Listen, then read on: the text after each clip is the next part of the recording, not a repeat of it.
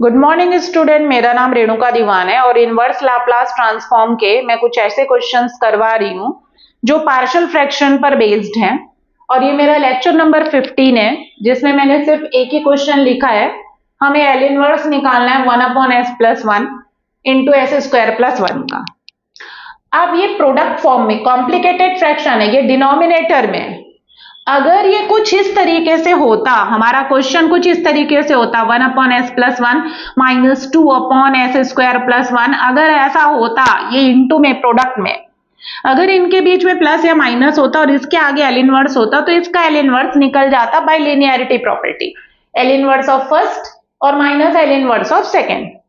क्योंकि 1/s+1 का हमें एल इनवर्स आता है, वैसे ही 1/s²+1 का भी आता है, हमें एल इनवर्स निकालना। लेकिन ये दोनों इनटू में है। किसी एक ऐसे मेथड से, क्या कोई ऐसा मेथड है हमारे पास में जिसके मदद से हम इसको प्लस माइनस के फॉर्म में कन्वर्ट कर सके? जो ये दोनों इनटू में है तो ये अलग अलग डिनोमिनेटर के फॉर्म में अलग अलग हो जाए और इनके बीच में प्लस माइनस आ जाए। तो हम देखेंगे एक लीनियर है और एक क्वाड्रेटिक फैक्टर है। एक लीनियर है क्योंकि s की पावर 1 है और एक क्वाड्रेटिक क्यों? क्योंकि s का स्क्वायर है।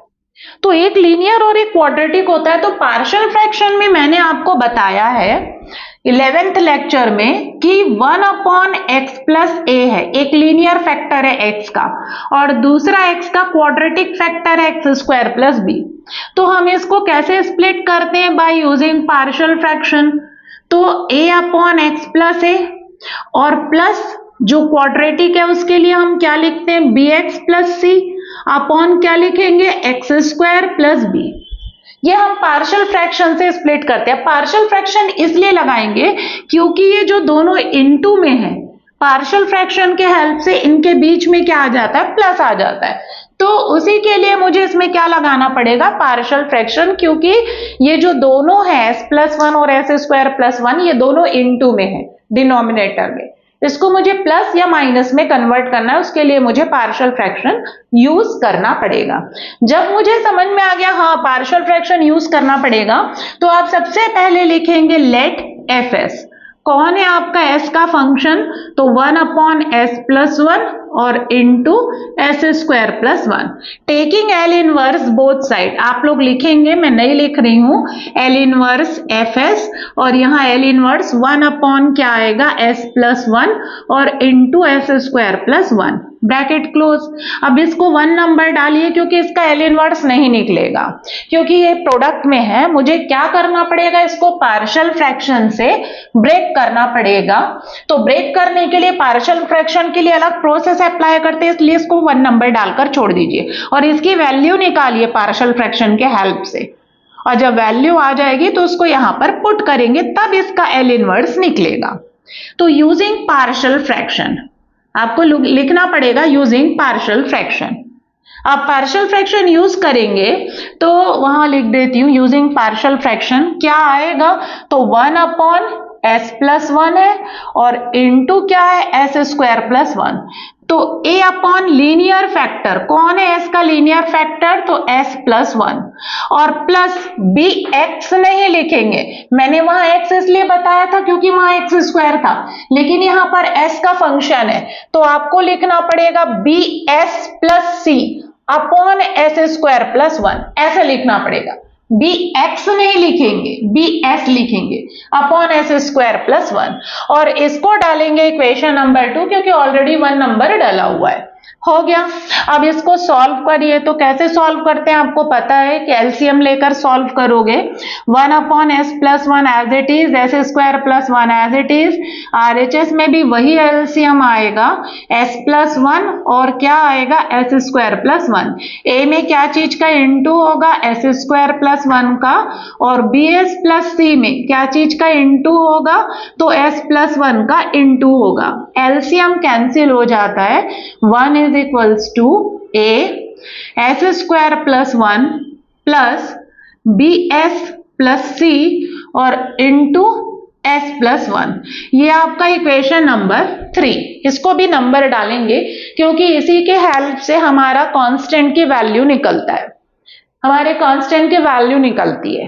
अब यहां पर देखिए कितने टर्म है, तो एक s+1 और एक s²+1। s प्लस 1 को जब आप 0 करेंगे तो s इज इक्वल्स टू क्या मिलेगा, -1। s की रियल वैल्यू मिल रही है तो s is equals to -1 equation 3 में रखेंगे। लेकिन अगर दूसरा टर्म कौन है, दूसरा टर्म एस स्क्वायर प्लस 1 को अगर मैं 0 करूं तो S square is equals to क्या मिलेगा, -1। Then S is equals to क्या मिलेगा, प्लस माइनस रूट लग जाएगा -1, और s is equals to plus minus root -1 क्या होता है, i होता है। तो s की दो वैल्यू मिल रही है, एक i और क्या मिल रहा है, -i। ये दोनों इमेजिनरी वैल्यू मिल रही है। हमको s की सिर्फ रियल वैल्यू कंसीडर करते हुए कांस्टेंट्स की वैल्यू निकालनी है। कौन है कांस्टेंट, एबीसी। हमें ये एबीसी की वैल्यू निकालनी है, लेकिन s की वह वैल्यू यूज करना है जो रियल है। तो s की 3 वैल्यू आ रही है, एक -1, एक i और एक -i। तो आप सिर्फ -1 लेंगे, i को छोड़ देंगे, क्योंकि ये s की जो दो वैल्यू है वो इमेजिनरी है। इमेजिनरी वैल्यू नहीं रखनी है s की सिर्फ रियल वैल्यू रखनी है, इमेजिनरी वैल्यू नहीं रखनी है। तो s की दो वैल्यू आ रही है और टोटल 3 आ रही है, बट 2 इमेजिनरी आ रही है, तो दोनों इमेजिनरी वैल्यू को नहीं रखेंगे। तो सिर्फ आप क्या रखेंगे, s इज इक्वल्स टू -1, किसमें, इक्वेशन नंबर 3 में। तो कोई एक कांस्टेंट आएगा, बाकी दो कांस्टेंट फिर से नहीं निकलेंगे। तो उन दो कांस्टेंट को निकालने के लिए वही प्रोसेस, इक्वेशन नंबर 3 को प्रॉपर इनटू करेंगे और RHS को s के डिक्रीजिंग ऑर्डर में क्या करेंगे, अरेंज करेंगे। अरेंज करने के बाद s का जो हाईएस्ट पावर है उसके कोफिशिएंट और उसके बाद s का जो नेक्स्ट हाईएस्ट पावर है उसके कोफिशिएंट को कंपेयर करेंगे। तो चलिए, हमारे पास s की एक ही रियल वैल्यू आ रही, दैट इज -1, और आपको कुछ लिखने की जरूरत नहीं है, मैंने ऐसे जस्ट एक्सप्लेन किया है। आप सिर्फ वहां पर काम की चीज लिखेंगे और वो ऐसा है कि put s is equals to -1। आप लिखेंगे put s is equals to -1 in 3 में s इज इक्वल्स टू -1 रखिए। तो s इज इक्वल्स टू -1 रखोगे तो ये पूरा पार्ट 0 हो जाएगा, सिर्फ ये और ये बचेगा। तो 1 is equals to a, s की जगह -1 का स्क्वायर 1 हो जाएगा, 1 प्लस 1 क्या हो जाएगा, 2। तो a इज इक्वल्स टू कितना आएगा, 1/2। a आ गया आपके पास में, bc नहीं निकलेगा क्योंकि s की दो और वैल्यू चाहिए जो नहीं है। तो अब क्या करोगे, तो फ्रॉम 3 को आप प्रॉपर इनटू करिए। तो 1 इज इक्वल्स टू a का अंदर इनटू होगा तो क्या होगा, as स्क्वायर प्लस a और प्लस b को यहां पर छोड़ दीजिए। bs का करेंगे, bs का यहां पर 2 ब्रैकेट है, bs का इस पूरे में फिर प्लस c का पूरे में। तो bs का s में होगा तो कितना आएगा, bs स्क्वायर प्लस bs का 1 में होगा तो प्लस bs, प्लस c का s में होगा तो cs और c का 1 में होगा तो c। अब अरेंज करिए s स्क्वायर के कोफिशिएंट, ये दो s स्क्वायर वाले हैं, s स्क्वायर कॉमन कौन आया, a plus b। Then s वाले देखिए, ये दोनों s वाले हैं, प्लस s कॉमन कौन आया, b प्लस c। अब इसके बाद कांस्टेंट देखिए, तो ये a है और ये आपका क्या है, c। तो प्लस a प्लस c आया, हो गया अरेंज, s के डिक्रीजिंग ऑर्डर में अरेंज हो गया। अब कंपेयर करिए, 1 है, इसका मतलब 0s square plus 0s plus 1, इसको भी पॉलिनोमियल में अरेंज करिए। राइट साइड को देखिए, s स्क्वायर s और कांस्टेंट है, तो LHS को भी बना दीजिए, 0s square plus 0s plus 1, क्योंकि सिर्फ 1 है, s स्क्वायर नहीं है इसलिए s स्क्वायर का कोफिशिएंट 0, s नहीं है इसलिए s का कोफिशिएंट 0। कंपेयर करिए s स्क्वायर के कोफिशिएंट को, मैं यहीं पर कंपेयर कर दे रही हूं। यहां पर s स्क्वायर का कोफिशिएंट कौन है, a प्लस b, और यहां पर s स्क्वायर का कोफिशिएंट कौन है, 0। तो a plus B equals to 0। अब a आपके पास निकला हुआ है 1/2, उसको रखिए, तो यहां पर आएगा 1/2 plus b is equals to 0। That means b is equals to कितना आएगा, -1/2। b भी निकल गया, a भी निकल गया, b निकल गया। अब अगला s के कोफिशिएंट को कंपेयर करो, तो यहां पर s का कोफिशिएंट कौन है, b प्लस c, और यहां पर s का कोफिशिएंट कौन है, 0। तो b plus c is equals to क्या हो जाएगा, 0। b अभी अभी मैंने निकाला है, कितना निकाला है, -1/2 plus c is equals to 0। That means c is equals to कितना आएगा, 1/2। ये आ गया हमारा c। ए आ रहा है 1/2, बी आ रहा है -1/2, सी आ रहा है 1/2। ए बी सी तीनों की वैल्यू 1/2 आ रही है, लेकिन बी वाले में निगेटिव आ रहा है बस। अब ये तीनों वैल्यू को ले जाकर इक्वेशन नंबर 2 में सब्स्टिट्यूट करेंगे। तो आपको इसके बाद लिखना पड़ेगा ए बी सी निकालने के बाद substituting A B C in equation number 2 लिखा हुआ है, ये आपका मैंने लाइन खींच दिया है। Put A B C in equation number 2। क्या है आपके एलएचएस में, क्या है 1/s+1 है और इंटू s²+1 ए अपॉन ए कितना है 1/2 upon s+1 plus B s+c है, b कितना है -1/2 इंटू s प्लस c कितना है 1/2 अपॉन s²+1 bs+c। b आपका -1/2, c आपका 1/2। ये जो था आपका 1/s+1 इंटू s²+1, ये कुछ इस तरीके से स्प्लिट हुआ है। इसमें 1/2 को बाहर निकालूंगी तो आपको दिखेगा ये कुछ इस तरीके से स्प्लिट हुआ है।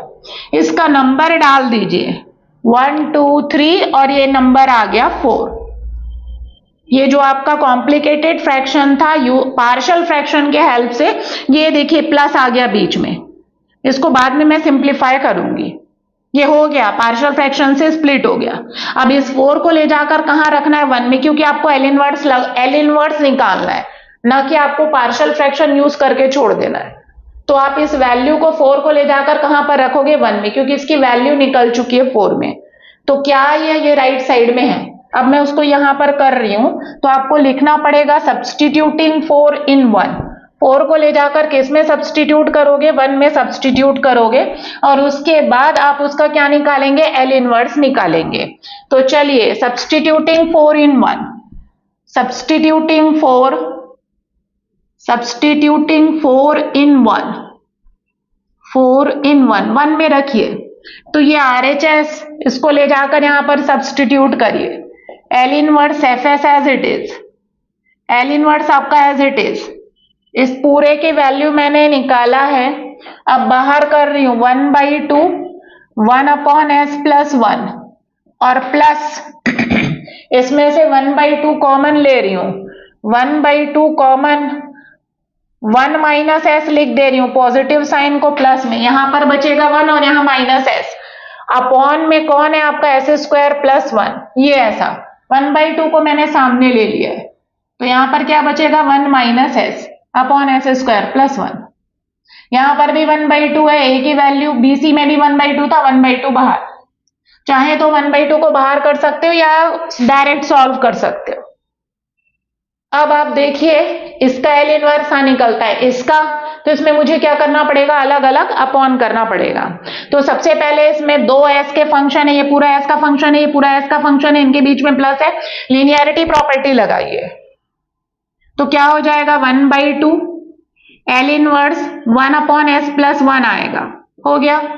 इसमें लगाएंगे तो 1/2 एल इनवर्स 1 - s अपॉन कितना आएगा s²+1, लीनियरिटी प्रॉपर्टी लग गई। अब इसमें अलग अलग अपॉन करिए, क्योंकि न्यूमरेटर में ऐसा होता है तो हमको एल इनवर्स निकालना नहीं आता। इसको जब आप अलग अलग अपॉन करोगे तो उसका एल इनवर्स निकल जाएगा।